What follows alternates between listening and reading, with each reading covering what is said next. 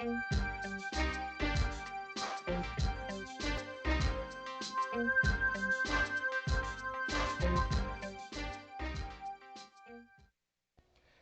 and welcome to the 2014 edition of the NHL Playoff Preview Show on CUTV. It's been a long-running tradition here on CUTV. This year, a couple of newcomers. I'm your host, Zach Lamarre, and joining me, Matt Hagy, our first time on the show. We're about to get ready into some playoff action in the NHL, Matt. Oh, it's Stanley Cup playoffs are the best. It's one of the best time of the year. I think of any major sports playoffs, this is my favorite, and none of them really can compare to the Stanley Cup playoffs, what they mean.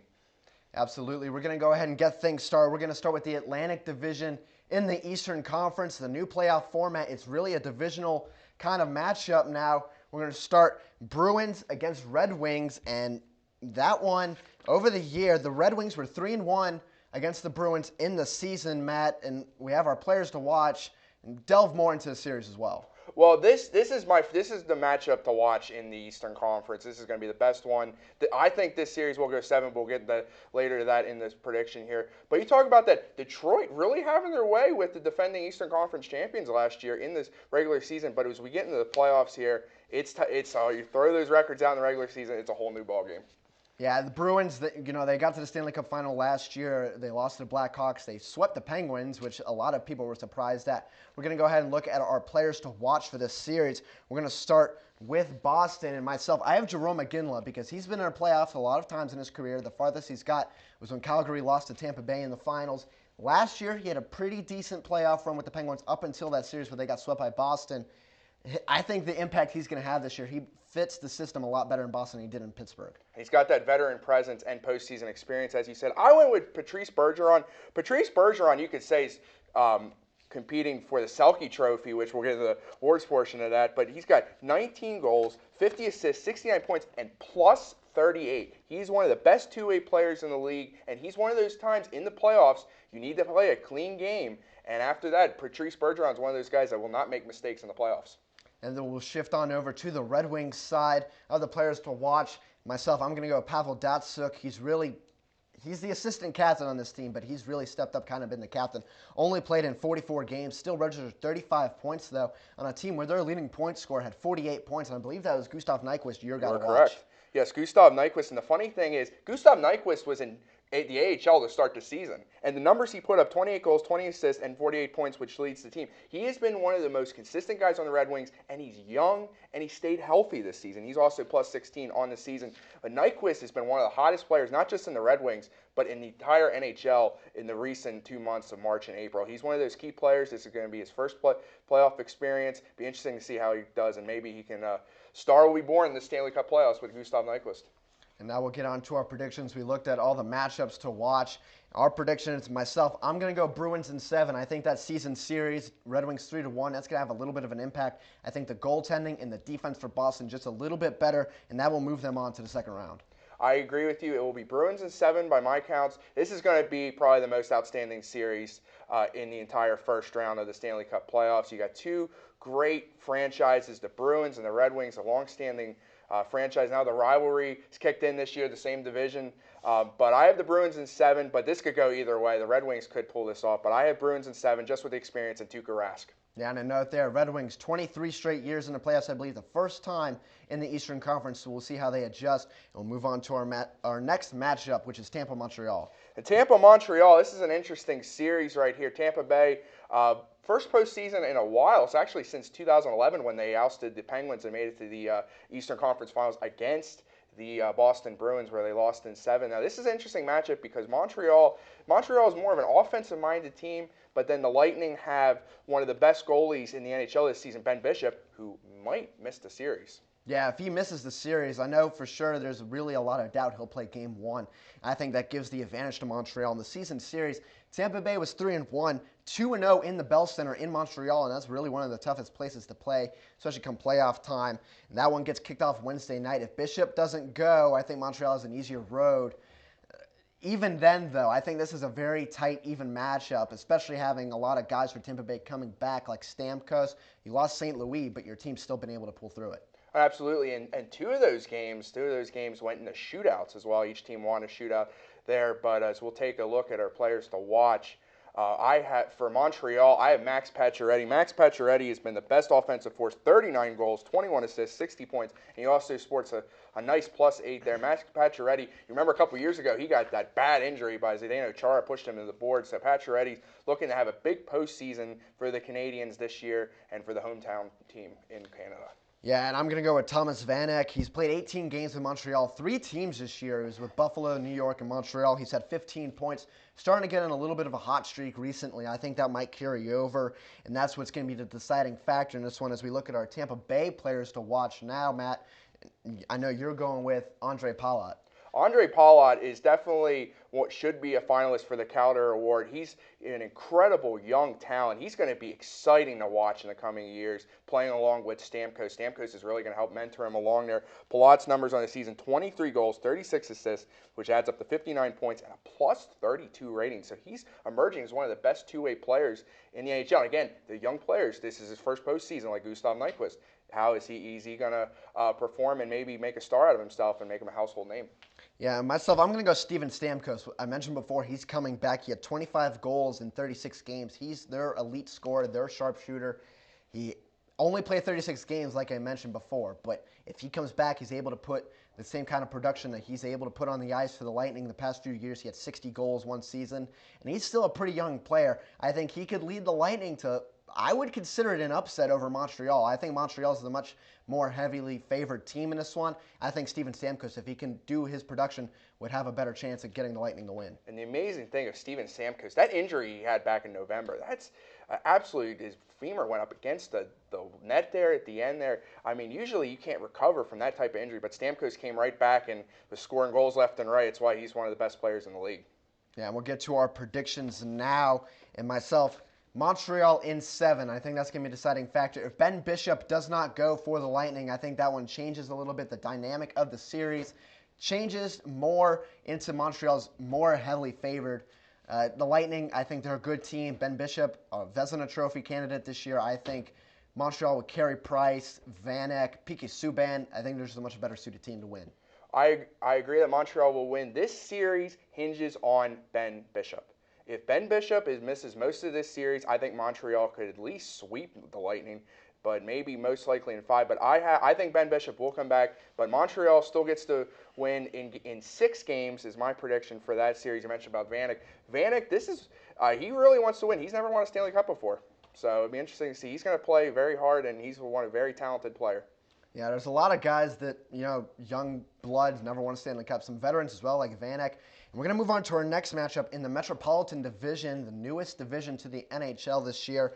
We're going to have Pittsburgh and Columbus, and then the next matchup, New York, Philadelphia, divisional matchup there. Actually, really, all of these are divisional matchups this year. I just kind of looking down on my paper, just realized Metropolitan strong. Metropolitan strong. We're going to go with the first matchup, Pittsburgh and Columbus, making only their second trip to the playoffs in their team history. The last time was in 08-09.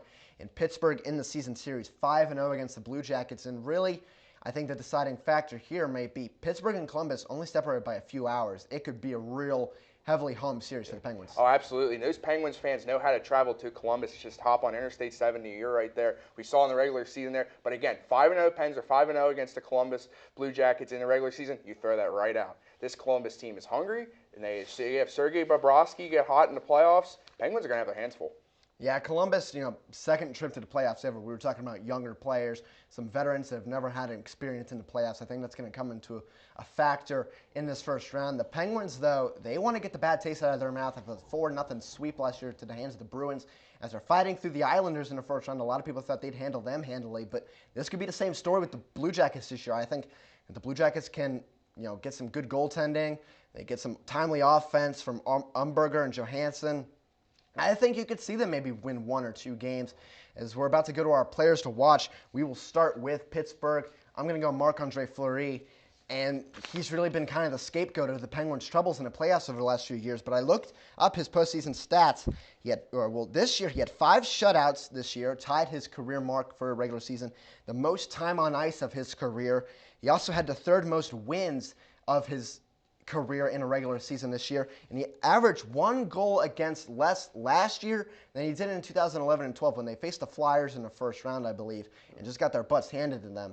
I think Fleury's going to have a much better series this one. The Penguins called up Vokun today as well, getting Vokuna Matata back into the fold. We'll have to see if Zakov remains on the roster as well. So Penguins, if Fleury doesn't get the job done, they have some reliable backups that can get it done as well. They really do. And Tomas Vokun was the reason why the Pens beat the Islanders last year. Without Vokun, who knows what would have happened in that series. But my player to watch was Chris Letang. Chris Letang, this is one of the best stories in the NHL this season, had a stroke in late January. Looked like he was probably going to miss most of the season, but he came back last week, and he scored a goal against the Flyers on Saturday. They tied the game and sent it to overtime. But really the key here is Chris Letang. Chris Letang is really the glue that holds that defense together, and he had a rough postseason last year. He had a rough series against the Islanders last year, made a lot of bad mistakes, but you got to believe that Letang's just blessed he's back in the fold, that he's playing again. I think he's going to have a big postseason for the Pens. Yeah, we'll move on to Columbus now, and there's not a lot of players on this team that had been to the playoffs before. There's a handful of them. My guy, R.J. Umberger, he was there the last time the Blue Jackets went to the playoffs in 08-09. He's an assistant captain for them. He's actually from Pittsburgh area, so that might play a hometown factor. He might try to amp up his play if he's having some family and friends at the games. I'm sure, traveling to Columbus, we already mentioned that's not going to be much of a factor. And this series actually is separated by the most days between first and second game. It's Wednesday and Saturday. The first game, Wednesday at 7:30. I think Umberger, the little bit of veteran leadership on that team will come from him and your guy Johansson. Well, and Ryan Johansson's one of those nice young players that the Columbus Blue Jackets have to offer. They got Johansson, Dubinsky, Cam Atkinson. There's a lot of weapons on that Columbus team, very offensive-minded. And the key is, how are those young players are going to play in the playoffs? Are they going to play? This is going to be the first time there. But I think Ryan Johansson this season has been unbelievable talent. Came out of nowhere. He's only 21 years old, Zach, and it's just amazing talent. He's just running around all over the place. He plays a very smart game, and he's really offensive force and the key to the series other than their goalie, Sergei Bobrovsky. Yeah, and young players in a lot of sports have really started to step up their game. We see in baseball, McCutcheon, he's kind of a young guy. NHL, you have Nyquist, Nathan McKinnon, Mata, Johansson. I mean, we'll get all of those players later when we do our awards show, but the young guys might be able to ones that step up and really provide the X factor in these different series going forth. So we'll move on to our next one. Rangers and Flyers meeting in the playoffs for the first time since 1997. And the last time that happened, the player named Eric Lindros played for the Philadelphia Flyers all the time, and Eric Lindros going to the New York Rangers. But now focusing on today, the Rangers this is a series, was 2-2 in the regular season, but both teams winning at home. The key to this series is, can the Flyers shake off the demons in Madison Square Garden? They cannot win. They haven't been able to win in Madison Square Garden the last 8 times they've been there. And really, if they can't win in Madison Square Garden, Rangers are going to dominate them. Yeah, especially if the Rangers can get those home wins, like you said, 2-2 season series, both teams winning at home. I think the Rangers, they're a much better home team in Madison Square Garden. You mentioned those demons that the Flyers have, and the Flyers, they have a lot of problems going to the playoffs recently, goaltending-wise. We'll get to that in a little bit. I think if whichever team can win a road game might be the one that wins this series. It could go either way. It's a coin flip, really. We have our predictions waiting for us in a little bit, but if something sways in the way of one team, if Lundqvist happens to get hurt for the Rangers, or if Mason happens to be spectacular for the Flyers and their offense with Giroux and Voracek happens to really produce in this series, I think the Flyers could pull away with it. The Rangers could pull away with it. It could go either way, being a divisional matchup. The key games right here will be games 1 and 2. If the Flyers can split at Madison Square Garden, they have the upper hand on the Rangers going forward there. But also, Steve Mason got injured in the game against the Penguins on Saturday. Ray Emery had to come in. They used Cal Heater to play against the Carolina Hurricanes yesterday. So it's definitely, I think if Steve Mason misses this series, the Flyers have no chance with Ray Emery. Yeah, and GM for the Flyers did say he expects Steve Mason to be ready for Game 1, so that's going to be a big helping hand to the Flyers. We'll go to our players to watch now. We will start with the New York Rangers, and I mentioned him before, I have Henrik Lundqvist. He is the Rangers' best player, bar none, on their entire team. They struggle to score on offense. Their defense can be a little shaky sometimes, but when Henrik Lundqvist is in net and being a brick wall back there, he gives the Rangers a chance to win night in and night out. And Henrik Lundqvist has an Olympic gold medal to his name, so he knows how to win championships. But he's again, one of those guys, he's never won a Stanley Cup before. The Rangers haven't won a Stanley Cup since Mark Messier did it in 1994 with them. So this is a hungry Rangers team looking to end the Stanley Cup drought, when the Flyers that as well in 1975. My player to watch for the New York Rangers will be Rick Nash. They got him from Columbus last year. Rick Nash, all those years except for that one year, he was on that 2008 Columbus team that last made it to the postseason. But Rick Nash, we talked about Marc-Andre Fleury being a scapegoat. Rick Nash has fallen on the scapegoat in New York. We expect a lot more out of Rick Nash. Rick Nash didn't have a great postseason last year, but now it's time. Rick Nash needs to step up if the Rangers want to have a shot, not just against the Flyers, but going forward and trying to make the Stanley Cup. Yeah, Rick Nash, over the games I've seen the Rangers beat in Pittsburgh, we get to see them a lot at Penguins-Rangers games or even on NBC. It seems like Rick Nash, he'll have some hot streaks, but then he kind of goes back into the fold and you don't see him for quite a while. It's the playoffs last year. That's exactly what happened. And the same thing with Ginla, Boston and Pittsburgh last year. We'll have to see if these players can step up away from their demons in the playoffs and get something done. And so we'll move on to our players to watch for Philadelphia. I have Steve Mason. He is expected to go for Game 1. Philadelphia over the years has had terrible goaltending in the playoffs, the exception of one year where they went to the Stanley Cup Finals. They ended up losing to the Blackhawks, though.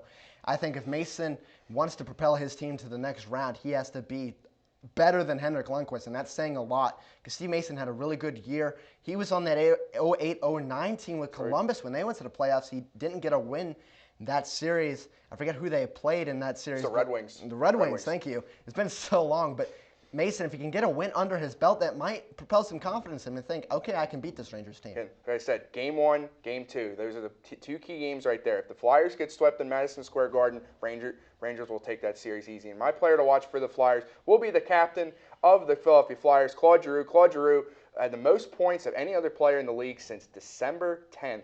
So Claude Giroux is the reason why the Flyers had that massive turnaround. They were absolutely abysmal. Last place in not just their division, but the entire NHL. But Claude Giroux spearheaded that comeback. The Flyers had played absolutely excellent hockey in 2014, and Claude Giroux is a big reason why. And see, the thing is, Claude Giroux had that amazing series against the Pens 2 years ago, and he tore him up, but then he went quiet against the Devils.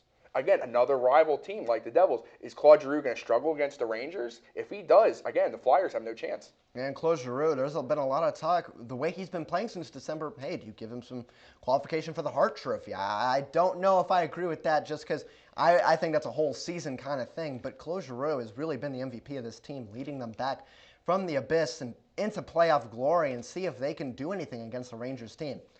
Well, that will do it for the Eastern Conference. When we come back from commercial break, we'll look at the Western Conference first round and get into the Pacific and Central Division matchups on CUTV.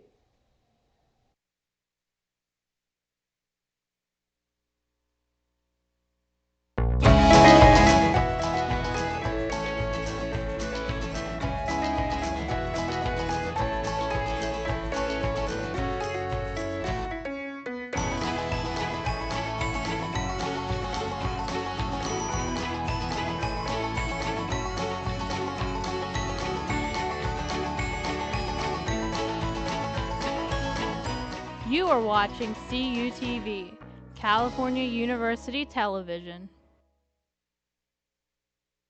And welcome back to CUTV's NHL Playoff Preview Show. We're about to get to the Western Conference, but first, Matt, we have a little bit of agenda keeping to go to. We forgot to give our predictions for Philadelphia, New York. I'll let you go first. Who do you think is going to come up with that series? Well, I think the Rangers are going to indeed sweep at Madison Square Garden, and they'll either win Game 3 or Game 4 in Philadelphia and then take Game 5 at Madison Square Garden. I just can't see this Flyers team winning in a hostile environment that is Madison Square Garden. If they do, kudos to them, but I have the Rangers winning in 5.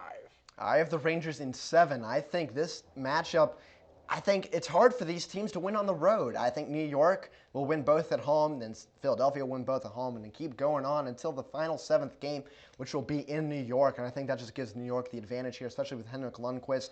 If he can play as well as he can, he's an all-world goalie. I think the Rangers will end up moving on. But now we will go to the Western Conference finally. And we will start with the Pacific Division. We have the Ducks against the Stars, and then the LA Kings against the San Jose Sharks. And the Ducks are the 1 seed in that one. And over the season, the Stars actually were 2-1 against the Ducks. The Anaheim Ducks, though, they're playing for a guy kind of similar to the Baltimore Ravens, Ray Lewis. They're playing for Teemu Selanne. Yes, Teemu Selanne. We saw it last night, that great ovation that he got, and Jean-Sebastien Giguère going out, hoisting him out in the center ice. That was one of the coolest things ever. I got a little tears in my eyes for that. Teemu Selanne has been one of the most respected players to ever play in the NHL, and all those Ducks players, Getzlaf, Perry, Bonino, they're all going to be wishing they can get Teemu Selanne one last time to hoist the Stanley Cup, first time since 2007 when they dispatched Ottawa.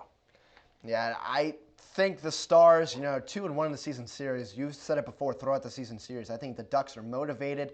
They've had some troubles in the playoff recently since winning the Stanley Cup. They missed it a couple years ago as well. They didn't have a very good team, kind of like the Flyers.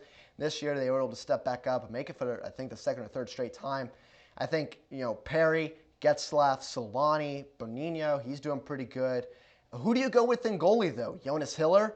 Do you go with John Gibson, who's been really good in his 2 starts? He's from the Pittsburgh area. You have a lot of options in goal right now. You even had a rookie go 20-5. I believe his name was Anderson. Yep, Frederik Anderson. Frederik Anderson, thank you. The goaltending situation, it's not bad to be able to have options right now at this point in the playoffs. That's true. And also, let's just say Jonas Hiller gets lit up by the Dallas Stars in Game 1. You still have that cover room. You still got 6 games to go. And the Ducks can just go to Gibson or Anderson. Anderson's been dealing with an injury recently, but he has actually outplayed Jonas Hiller. Jonas Hiller had a rough month of March and April as well. April was very bad to Jonas Hiller. So that's definitely going to be a key. If Anaheim can't solve these goaltending issues, Stars might have a shot at really pulling a big upset here. And we will go to our players to watch now. We will start with the Anaheim Ducks. I'm going to go Teemu Selanne just because it's his last run in the playoffs. All the way back in his rookie year, he had 132 points as a rookie. I think he had like 70-something goals. You don't hear about that anymore. He had 27 points in 2014, so his production has really dropped off. He's not one of the big stars for the Ducks anymore. He's that captain, the leadership kind of qualities that you expect in the playoffs, in the locker room.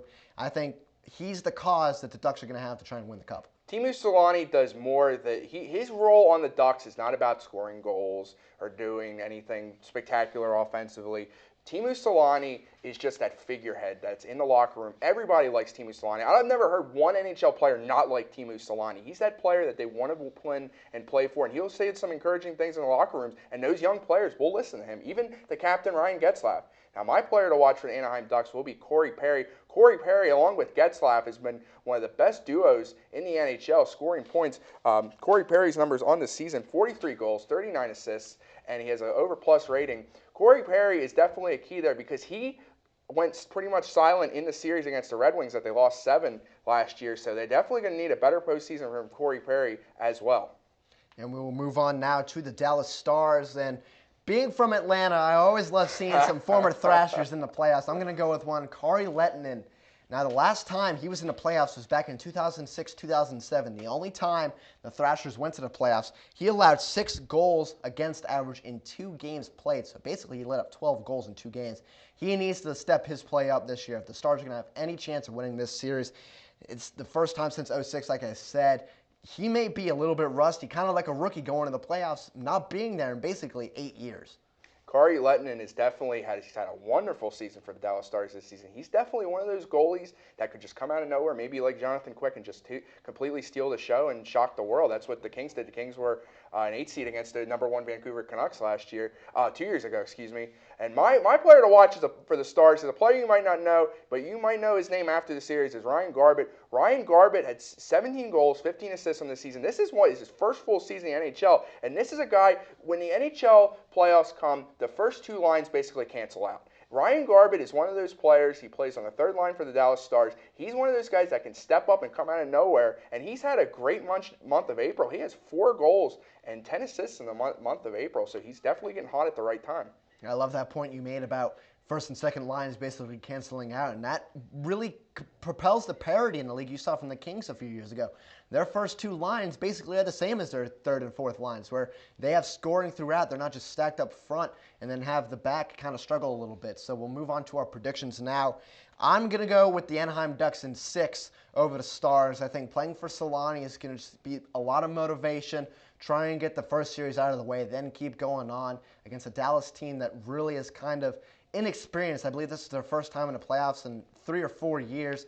So I think the Stars have a little bit longer to wait, but they're still a very good team on the rise. This is actually the Dallas Stars' first trip to the playoffs since 2008 when they made it to the Western Conference Finals against the eventual Stanley Cup champions that year, the Detroit Red Wings. Definitely an inexperienced team, and that's why I have the Ducks winning this series in 5. I think with the Stars, they still have Jamie Benn and Tyler Seguin. They got experience there and good veteran leadership, but I just think the Ducks are out there. They're out for revenge. Last year, they were a very A lot of Stanley Cup predictions last year. They would go to the Stanley Cup playoffs, but they got eliminated in the first round in 7 by the Detroit Red Wings. So I think Bruce Boudreau is going to have his team ready to go. Ryan Getzlaf's going to step up and have a big series. Corey Perry, and I think Timo Solani again. He's the factor. And that's another thing to watch. Bruce Boudreau, back when he was with the Capitals, had Alexander Ovechkin at his disposal.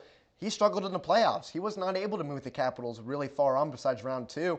They would always have those demons against the Penguins and other teams in the East. So let's see if the Ducks can move forward past the Stars and some other teams in the playoffs this time and give Boudreau a little bit of credit to that and propelling this team to one of the best in the West. It's definitely one of the scary things. That's one of the scary thoughts about that series is that, like I said, the Stars are a team. They're getting hot at the right time. They shut out the Blues a couple days ago. Kari Lehtinen, if he goes off, Ducks are going to get upset. But anyway, moving to the next series in there will be the battle for California, the San Jose Sharks and the Los Angeles Kings. Zach, this is a rematch from the Western Conference semifinals last year that the Kings won in 6. So there's definitely a lot of talent on both these teams, and also good goaltending as well with Antti Niemi, who won a Stanley Cup, and Jonathan Quick. They both won Stanley Cups.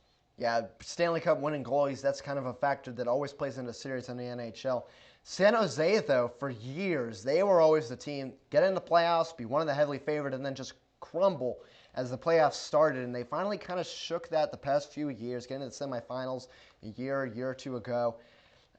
I just don't think that the Sharks are built to do that again this year, though. I think they're going to crumble. I think the Kings, with Quick, he's the better goalie, in my opinion. He was an Olympic goalie for Team USA, him and Ryan Miller. He has that experience of winning a Stanley Cup as the underdog.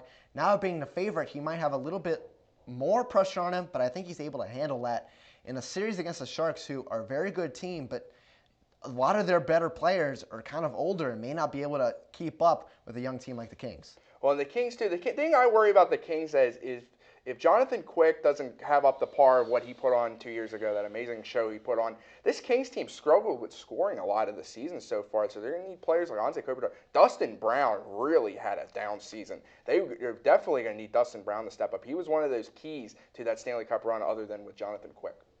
Yeah, we will go ahead and go to our players to watch now. And for the LA Kings, I have Jonathan Quick. I just think the goaltending in this one is going to be the most important factor. You have Quick, Niemi. Quick, the Olympian, the Stanley Cup winner. I think that's going to be proving too much for the San Jose Sharks. And Jonathan Quick, a former Reading Royal. So Jonathan Quick's got a lot of experience on the minor leagues. Got the pleasure to see him in his early days in ECHL. My player to watch for the Kings is Anze Kopitar. Anze Kopitar, without question, the Kings' best offensive threat this season. Kopitar with 29 goals, 41 assists, 70 points. And he also does not make a lot of mistakes. And he really has had 2 great postseasons. The last one, he won the Stanley Cup, and then also last season as well. But also Dustin Brown, definitely got to watch out for the captain as well. We will go ahead and go to our predictions. I'll start with mine. we're actually going to have San Jose Sharks players to watch. We got to keep our agenda in check here. We'll go to San Jose. I have Joe Pavelski. He was the USA Olympian. On the season, he had a career-high 41 goals, and in 7 trips to the playoffs, he's been double digits in points 3 times. He's kind of not been the scorer, more the disher person on the team. I don't think of the word I want to say for assist right now, but facilitator. There we go. Facilitator. He's been more of a facilitator for the Sharks. He kind of has to change that, in my opinion. If the Sharks want to win the series, he needs to score more instead of just let his teammates try and do the work. And my player to watch for the Sharks will be Mr. Playoffs himself for the Sharks, Patrick Marleau. We talked about all those years where the Sharks would completely fall on their face in the playoffs, but there's been one consistent player for the San Jose Sharks in the playoffs. That has been Patrick Marleau, their captain. Patrick Marleau, his playoff numbers, 57 goals, 39 assists, and 96 career points. Patrick Marleau knows how to show up in the playoffs. Well, his teammates, he needs his other teammates to step up. Another key player to watch, Joe Thornton. Joe Thornton's getting near the end of his career. He definitely wants to get hoist the Stanley Cup before his time's done. Yeah, getting traded from Boston to San Jose, trying to win a cup. Turns out Boston won one before he actually would. So we'll have to see Joe Thornton. Maybe he's kind of the Solani of the San Jose Sharks, trying to propel that team to a Stanley Cup victory in what could be Thornton's last few years in the league. So we'll go ahead and get to our predictions now. I have the LA Kings winning in 6 games. I think the San Jose, their offense is able to come through for a couple, but LA, Jonathan Quick, and the timely offense of Kopitar, Brown, I think they have Jeff Carter on their team still. I think that's going to be a little bit too much for the Sharks to handle. I can't take the San Jose Sharks seriously if they want to make a run. So I have the Kings in 6. Same as deja vu like last season. I just cannot take San Jose seriously in the playoffs because they don't really show up. Other than Patrick Marleau, until I see other players step up, maybe Antti Niemi has a type of performance like he had to get with the Blackhawks. But other than that, I have the Kings winning this in 6, maybe even getting it done in 5. And we will move on to the Central Division now, as we will take a look at the Central Division bracket. You have the Colorado Avalanche with rookie coach Patrick Waugh, young captain Gabriel Landeskog, really surprising a lot of people this year against the Minnesota Wild, and then the St. Louis Blues and the Chicago Blackhawks, which might be the premier series of the entire first round in the NHL. That could have been a Western Conference Finals matchup if the playoff format was a little different. This time around, the first round, things could go a lot different. We're going to go ahead and start with Avalanche and Wild, though. On the season, I actually forgot to look this up, how much the Avalanche and Wild were, so hopefully you could tell this. I can, actually. The Avs pretty much had their way with the Wild this season, 4-1. 2 shootouts. Both teams actually had the Wild got their shootout win there. But this is the thing. The Wild got housed by the Chicago Blackhawks in the playoffs last year. With all this new talent, they signed Zach Parise, Ryan Suter. But now there's no Nicholas Backstrom here for the Minnesota Wild in net, and no Josh Harding either. They're going to have to focus on Ilya Bryzgalov, Mr. Universe himself, to see what he can do and hopefully have a better playoffs than he did 2 years ago with the Flyers. Yeah, Ilya Bryzgalov, he's a pretty decent goalie. He's not a spectacular one, though, and he's had his struggles in the playoffs with the Flyers a couple years ago.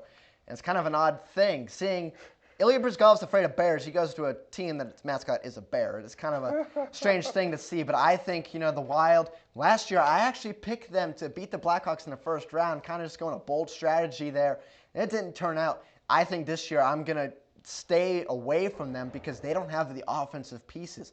Yeah, they added a couple key players like Matt Cook. They have Danny Heatley back there as well, but Suter and Parise are really your only go-to guys, and they can't get the job done all the time. This Wild team, actually, this is a bad matchup of both young teams as well, but also talk about the job Patrick Waugh did with the Colorado Avalanche this season, putting all that talent together, and Nathan MacKinnon as well, who we'll talk about him more with our award show, possible Calder Trophy winner, but he's definitely one of the key players for the Avalanche. This Avalanche team is very, very exciting to watch, and yesterday with the St. Louis Blues losing to the Detroit Red Wings, they won the Central Division after being down by as much as 8 points to start the month of April. Yeah, they could have been playing the Blackhawks in the first round. We'll have to watch them. Matt Duchene, he's hurt. We'll have to see if he comes back at all in the first round. We'll go ahead and go to our players to watch. We will start with Colorado. I have Gabriel Landeskog. He's a young captain, only 21 years old. I believe that eclipses the mark that Crosby set. He is the youngest captain ever in the NHL. He's one of their leading scorers on the year. He had 65 points. He had a rough sophomore campaign last year in a shortened season. I think he's going to be the go-to guy for the Avalanche. They have goalie Semyon Varlamov. He's a Vezina Trophy candidate as well. I can see the Avalanche, although they're a young team, against a veteran savvy team like the Wild. I think they could pull it off with some timely scoring. Oh, I think the Avalanche are going to have their way with the Wild. There's just so much talent on that Avalanche team, and they're playing just as good as everyone right there. But one key there is Semyon Varlamov. You mentioned his name. He's had definitely some playoff demons with his days in Washington. Now we're going to take a look at my player to watch, and as much as I talk about Nathan MacKinnon, he's a rookie. He's absolutely outstanding. He's from Cole Harbor, which you might know as a hometown as Sidney Crosby. Definitely some good pedigree coming from that town of Cold Harbor. Nathan MacKinnon, one of the best two-way players in the league. Absolutely outstanding talent, fun to watch, and he's becoming one of my favorite players in the league. Yeah, a lot of people think, hey, maybe MacKinnon could become the next sort of Crosby in NHL for the Colorado Avalanche. They have so many young players in their team that could do that. We're going to go ahead and go to Minnesota, their players to watch. I'm going to go with another former Thrasher. I've been keeping that pattern going. Danny Heatley. Now, Heatley scratched 5 of the last 6 games during the regular season, but he's a really good goal scorer in my opinion. From watching him in Atlanta, in Ottawa, and San Jose, and even a couple years in Minnesota, he can score goals, and that's what's important to a team in the playoffs because goaltending can't always get the job done. If you can score goals, Parise led the team with 28. Suter was right behind him. You have Cook, a couple other guys in the team as well. Matt Molson, he could be a big factor in this series. But Danny Heatley, he's kind of an X factor. You're not going to think about him, but if he goes off, he could really propel the Wild to an upset. Could definitely be one of those players they could forget about there. Matt Molson actually had his playoff debut last year with the Islanders against the Penguins last year. Definitely created some problems for the Pens, and he can do the same with the Avalanche. My player to watch for the Wild is the assistant captain for the Wild, Zach Parise. Zach Parise, the former captain for the New Jersey Devils. He has already played in a Stanley Cup final 2 years ago against the LA Kings. This guy, we talked about Patrick Marleau showing up for the playoffs. Zach Parise is another one of those players that can show up and completely put his team on his back and really maybe can pull an upset here in the first round for the Colorado Avalanche. You know, we talk about also the Wild. If the Wild can take one in the Pepsi Center in Denver, it's going to be really tough for the Avalanche to win in the Xcel Center in St. Paul because that is one of the most hostile crowds in the NHL in Minnesota. Yeah, we were able to see it on ESPN a couple times because of the NCAA hockey tournament in Minnesota there were so many fans there filling it up. It was a very loud arena. So Minnesota could have a little bit of home ice advantage there. We're going to go to our predictions now, though. I have the Avalanche winning in 5 games. I think the Wild, same thing as last season. They're just not ready yet. They need a better goaltender, in my opinion, than Ilya Bryzgalov. They need some more scoring than Parise and Sutter. I know Parise, he's the hometown kid from Minneapolis. I don't think he's enough, although he's a good playoff performer, to get the job done for the Wild. And Avalanche, with their young talent, good goaltending, and Semyon Varlamov, I think they'll win in 5 and move on to the next round. And you got to like the Avalanche's confidence after they could have had a date with the Chicago Blackhawks, but due to the Blues choking away in April, they were able to avoid them and get the Wild there. But the key here is Semyon Varlamov. If Semyon Varlamov turns into Washington Capitals playoffs, Semyon Varlamov, the Wild could take the series to 7 and maybe steal it there. But I actually have the Avalanche winning this in 6. I think the Wild will split in Colorado, and then they will split again in Minnesota. The Colorado will take the next 2 games and win the series in 6 and move on to the next round. And we will go on to our next series now. Blues, Blackhawks, what could be the best series of the entire first round, Matt. It could have been a finals matchup if the playoff format was the same as last year. I would have loved to watch this. This is primetime television. What we're talking about right now, a very good matchup between a Blues team coming up, Blackhawks, who are on the pedestal and coming up, and a lot of teams coming after them. And the St. Louis Blues, I got to watch the game on national TV against the Detroit Red Wings to wrap up the season. The St. Louis Blues, after watching that game, the body language on that team, oh boy, that scares me. And before all this, I changed my predictions around. We'll get to that later. But the St. Louis Blues, watching Ryan Miller, getting Ryan Miller, when they traded for Ryan Miller, that's supposed to be the key. That's right there, made them the Stanley Cup favorites. But Ryan Miller has looked absolutely awful leading into the playoffs there. Now, Ryan Miller has performed well in the playoffs with the Buffalo Sabres before. He had almost stole a show against the Flyers 3 years ago. But right now, in the Blues, this is a banged-up Blues team. And if they don't get a lot of these forwards yet, the Blackhawks are going to completely house them. Yeah, the Blackhawks, they've kind of had some losses in the year as well, though. Patrick Kane, Jonathan Toews, they've been out for a series of times throughout the season, and they've had to rely on guys like Marian Hossa, Patrick Sharp, Duncan Keith, Brandon Saad, another guy from the Pittsburgh area. I think they're more suited for the playoffs right now, though, because they're getting Toews and Kane back, and then they still have Hossa, who's been playing all year long. I think that's what's going to help them in this one. As we'll go to our players to watch now. For St. Louis, I'm going to go Ryan Miller, the guy you mentioned before. He had a great one time in Buffalo. Since then, though, he's kind of getting a scapegoat in the Eastern Conference among goaltenders. He's like, okay, I'm one of the elite talents, but what do you produce for me when the time comes? And he had a good run as a USA goalie in 2010 before Sidney Crosby just showed up in his headlights.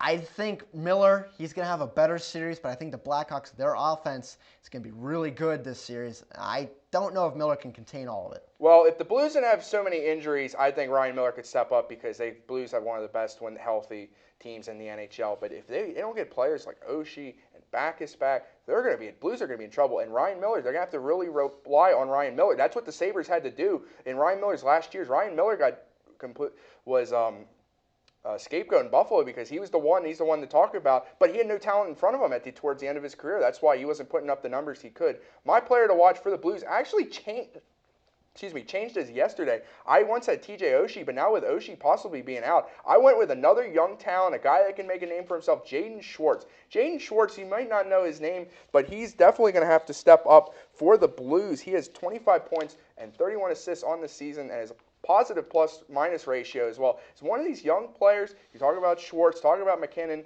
You might not know his name, but after this series, they're going to need him to step up with all these injuries, especially they have Oshie, Backus out for a long time in Berglund as well. And also Brendan Morrow is out with injury. Yeah, and you talk about plus-minus and some young players. A lot of people don't realize how important of a stat that is, because look at Alexander Ovechkin, scored 50 goals, but he had somewhere around a minus 20, minus 30. 38. Minus 38 on the year, so that's more important than you think. Yeah, you can go out there and score goals, but if your team's losing all the time, what does it matter if no one else is contributing? As we'll go on now to the Chicago Blackhawks and their players to watch. I'm going to go Duncan Keith, a Norris Trophy candidate. He won it back in 2010 on the year. He has double-digit assists.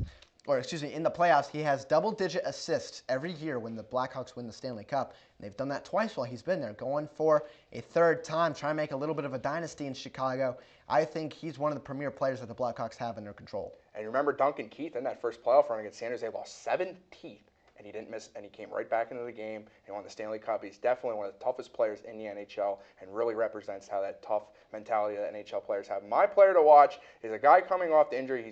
He hasn't played since the middle of March. Patrick Kane, one of my favorite players to watch in the league. He's Mr. Excitement out there, and he won the Stanley Cup for the Blackhawks in 2010, scoring that goal off of going 5-hole on Michael Leighton. So he's got that postseason experience, and definitely one of those key players that the Blackhawks need. But he can score any goals anytime. If the Blackhawks need a key goal, that's what they had last year. They just give the puck to 88, and he'll get it done.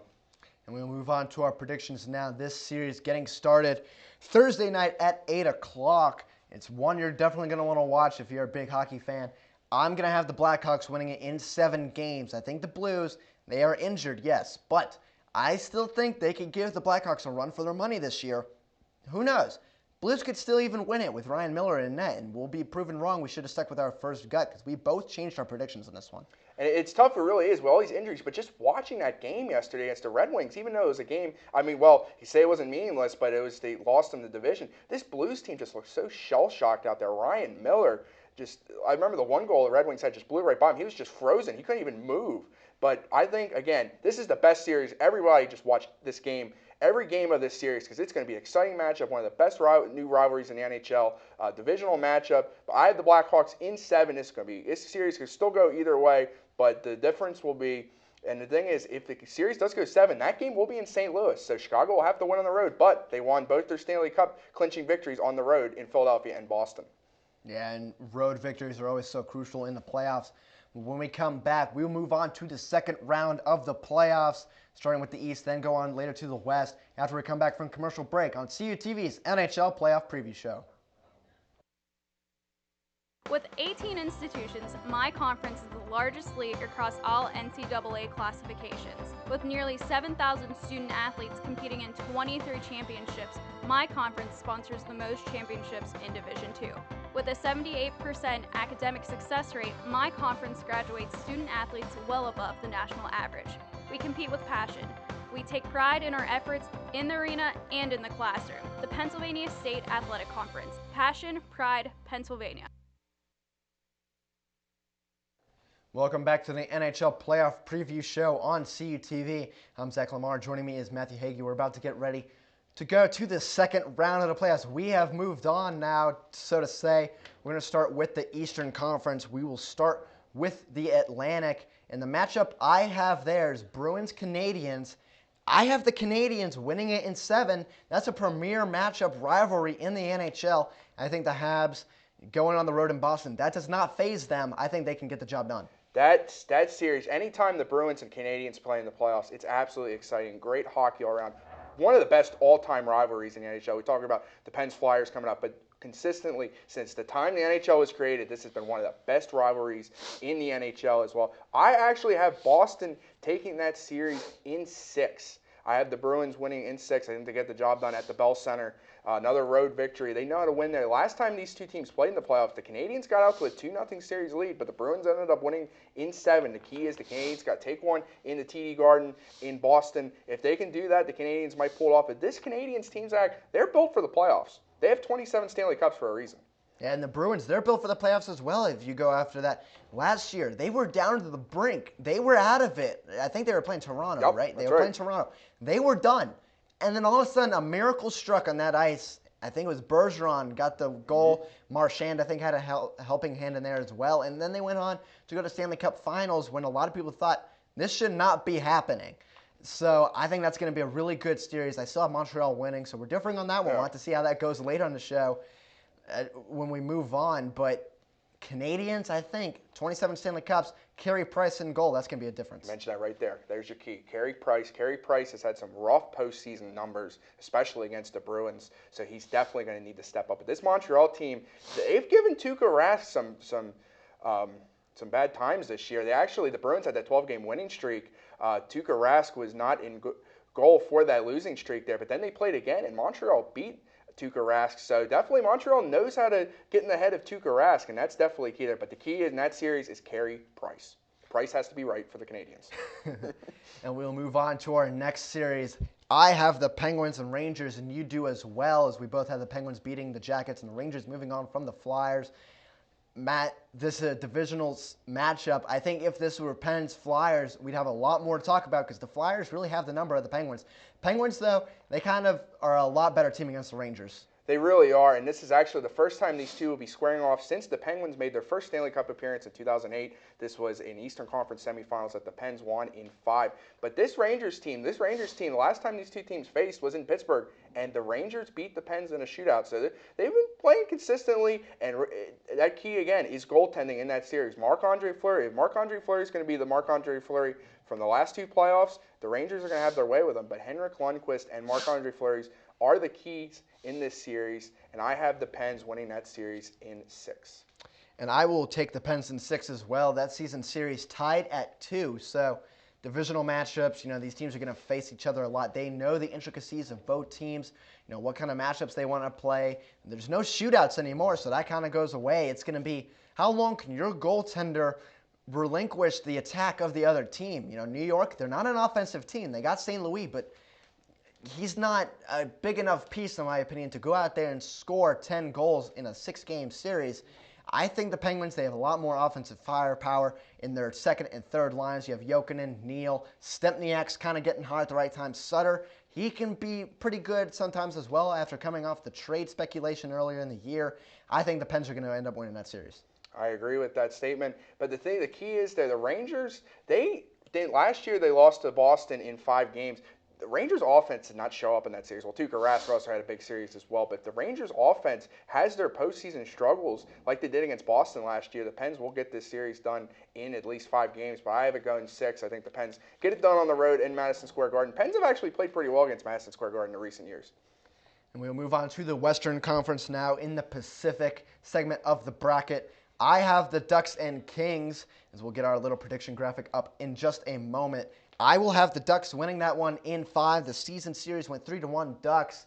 I think Solani, he's still that motivational tool for the Ducks. I agree with that. I have the Ducks winning. This is awesome. Freeway series, Anaheim, Los Angeles, absolutely outstanding. A rivalry that could bring there. But I do have the Ducks. I have the Ducks winning this game in 7. I think this will go the full distance. This is going to be absolutely outstanding series. A lot of hype out there in Tinseltown, Los Angeles, and also Anaheim. Those two. We talked about Columbus and Pittsburgh. Those two teams, franchises traveling back and forth up Interstate 5. But I have Anaheim going 7. Again, Teemu Solani, that factor. But if Jonathan Quick gets hot and the Ducks have that goaltending problems with Jonas Hiller, and they have to switch goalies around, who knows? The Kings could pull this off here.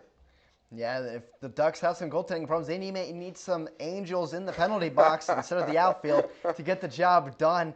As we both have the Ducks moving on into that one, we will go to the next series to wrap up the second round. We have Blackhawks, Avalanche, another premier matchup. The Central Division of the Western Conference it's a bracket within itself. Mm-hmm. Whoever comes out of that one may be the favorite, but they may be so bloodied and battled up that they may not be able to get the job done. I'm going to have the Avalanche winning in 7 games. I believe in the youth movement. The Avalanche were 4-1 in season against the Blackhawks. I think it's the time the Blackhawks, take a step down. You won it last year. It's hard to repeat. We saw the Penguins and Red Wings get back-to-back a couple years, but the teams didn't win it same year. Red Wings then Penguins were able to beat them. So I think it's hard to repeat. The Avalanche will move on. It's very true, and with this Avalanche team, but I have the Blackhawks winning this.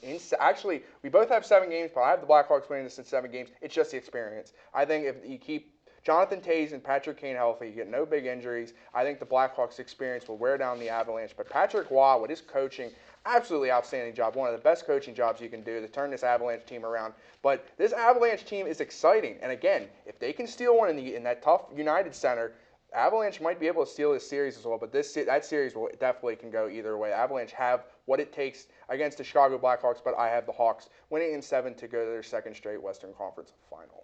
Yeah, and we mentioned before, road wins are key. That 7th game would be in Colorado, not Chicago, but Chicago, you mentioned before, big road team in the playoffs, kind of like LA was a few years ago, so I don't think that matters. 7th game, it could be a 3 overtimes, kind of like Penguins Red Wings a few years ago. I remember staying up for that one. That was nail-biting, but it could go that same route this year, as we're going to move on now to the Prince of Wales Trophy winner, the Eastern Conference Finals. I have the Penguins and the Canadiens, and that's kind of a surprise to some people because a lot of people probably think, okay, Pens, Bruins might win it again because the Bruins swept the Penguins last year. I have the Penguins winning in 6 games. Penguins were kind of decent against the Canadiens early on in the year. They haven't played them very recently. I think the Penguins are much more suited to take down the Canadiens than the Bruins. And the Canadiens have not been to the Stanley Cup final since 1992, so a drought they've waited for a while now. But I actually have an Eastern Conference final rematch. I have the Bruins beating the Pens again, but not in 4. I hope it's not in 4, but I think the Bruins will take this series in 5. I just think the Penguins do not match up well with the Bruins. I think the Bruins get in the Penguins' heads, and I think the Boston Bruins for the 2nd straight season and 3rd out of the last 4 will be going to the Stanley Cup final. And so you're kind of maybe setting up for a little rematch. You have Boston moving on. We'll see. You have Chicago in the Western Conference Finals. We will move on to the Campbell Trophy winner now in the Western Conference. We're going to look at right now our Prince of Wales Trophy winners from all of us on the crew. We already mentioned ours, Pittsburgh, Boston. We have a couple more Bostons from Allison and Cody. A few more Pittsburghs, JR and Courtney. Tampa Bay even making an appearance from Kat and Jen. Montreal, the New York Rangers as well from Mike and Gary. So really those are the few teams that are expected to maybe make a run towards the title as well. Hey, if Ben Bishop gets healthy, and he has definitely the potential to bring that Tampa Bay team. Tampa Bay can get it done in the postseason. And now we will move on to the Western Conference in the Campbell Trophy. I have the Anaheim Ducks and the Colorado Avalanche. I have the Anaheim Ducks winning in 6. I think the Ducks, it's their time. They have the offense. They have the best scoring offense in all of the NHL. They have the 9th best scoring defense in the NHL. I think that's going to set up for a very good run in the playoffs, no matter who your goalie is, whether it be Hiller, Anderson, or Gibson. And you have always Teemu Selanne to motivate you there in the locker room. He could be the guy, say, hey, if it's a 7th game, do you really want me to go out this way, or do you want to see if I can get a Stanley Cup again? So I think the Ducks will end up moving on against the younger, unexperienced team, the Avalanche, but look out for them in the next few years. They're going to be a force in the Western Conference. I think the Colorado Avalanche, they're setting up, this is the best team since they had Joe Sakic back in 2001 when they beat the Devils. I think Patrick Waugh could lead them to a Stanley Cup in the next few years. But this year, I have the Blackhawks making it an all repeat from last year. I think the Blackhawks will get it done in 6 with the clinching game in Game 6 in Chicago in the United Center. I think the key in this series will be Corey Crawford. Nobody talks about Corey Crawford. They always say Corey Crawford's probably the worst goalie of any team in the playoffs, but he proved that last year. He got that Stanley Cup last year. Corey Crawford, I think, is one of those goalies that can shut down the Anaheim Ducks in the playoffs and move on. But this Blackhawks team, it's postseason time in Chicago, and they just know how to play well. Jonathan Toews will lead this team, will refuse to let his team lose to Anaheim, and they will be back to the Stanley Cup Finals against the Boston Bruins. And so we will look at our Campbell Trophy winners from our crew. I'm the only one. Well, actually, no. Gary has Anaheim as well. I know why he picked Anaheim. Well, he is from Hiller, and, of course, Jonas Hiller, so he has to kind of go with that little streak there. A lot of Chicago's in there. The Blackhawks going through. 1 Colorado, and that's from Courtney. She believes in the youth movement from the Avalanche with Landeskog, Duchesne if he's able to come back, and then also a few St. Louis's from Allison, Cody, and Mike. We'll have to see. They could still make a run even with all their injuries as well. We should take a look at that list, what it was before yesterday. I think it would be a little different story as well. But it's a toss-up. This Western Conference is very, very strong, and anybody from that conference can steal it away. And we will move on now to the Stanley Cup Finals, the glory amongst all hockey players in the world. hoist Lord Stanley's Cup, kiss it, raise it above your hands. I have the Pittsburgh Penguins winning their first Stanley Cup since, I believe, 08-09, winning it in 6 games over the Anaheim Ducks. The Penguins were 2-0 against the Ducks on the season. And I'll go ahead and say my Conn Smythe winner is going to be Sidney Crosby. First of all, if that Pens-Ducks series happen, I'll be in heaven. But anyway, I will not much originality out of me in my Stanley Cup matchup. But again, I picked these two teams because they know how to get it done, and they're proven over time in the playoffs. They get it done, and they do not have mishaps happen. And if they stay healthy, they'll get there. I have the Blackhawks beating the Bruins, second straight year, deja vu. This time it will go to 7 games. And again, the Blackhawks, that common theme, those road Stanley Cup clinching victories in Boston again in front of the Bruins faithful in the TD Garden. You know, we will look at our Stanley Cup winners from our crew. We have 2 Pittsburghs from myself and JR. 1, 2, 3, 4 Chicago's from yourself, Creighton, Kat, and Jen. A few St. Louis's in there. 1 Boston, though. Not a lot of people riding on the Boston train. Cody is. He's the only one. And then Courtney, she's still going with Colorado, winning it all. I think they could. Yep. I honestly think they could because of the goaltending they have and the young players. I don't know if they're just ready yet. I think you're going to see...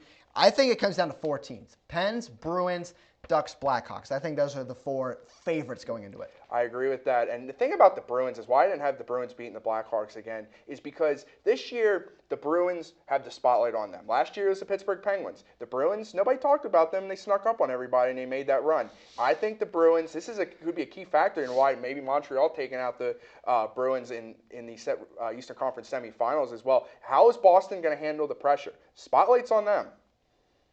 Yeah, we will go on. I don't remember if you mentioned your Conn Smythe winner at all. We will go on to our Conn Smythe winners now. You did say Jonathan Toews. I go with Sidney Crosby. Allison TJ Oshie. We'll have to see if he comes back. We have another Toews in there. A couple Patrick Kanes. A Patrick Sharp even showing up. He can be really a good asset to the Blackhawks. Brad Marchand, David Backes, Jonas Hiller. Netminder for the Ducks. We'll have to see if he even makes it through the playoffs if he continues his play for the regular season. And then Gabriel Landeskog, the young captain for Colorado. All of those players right there on that list. Premier elite talent. I think any of them could come away with the MVP for the playoffs trophy. It's going to be a very exciting time coming up. Oh, it's going to be absolutely exciting time. Why I picked Jonathan Toews off the Blackhawks here is because Jonathan Toews, I think, is one of the, other than Crosby, is the best captain in the NHL. The guy knows how to win. He just got his 2nd Olympic gold medal with Sidney Crosby as well, but he also has 2 Stanley Cups. He won it last year. He just knows how to get it done. They were facing, their backs were against the wall against the Detroit Red Wings last year, 3-1. Jonathan Toews really was acting very strange in in Game 4 against the Red Wings, but could he have folded? The Blackhawks would have been lost in Game 5. No, he turned it around. He told his players, let's calm down. We still got time to win this series, and he led them all the way to the Stanley Cup playoffs. Jonathan Toews is one of the most respected players in the league, and he's one of my favorite players as well. Probably my favorite non-Pittsburgh Penguin. Yeah, non-Pittsburgh Penguin, I had to go, probably someone from Chicago, St. Louis, because I like those teams, Colorado even, because they're young. Okay, we're kind of at the end of our show right now for the playoff preview.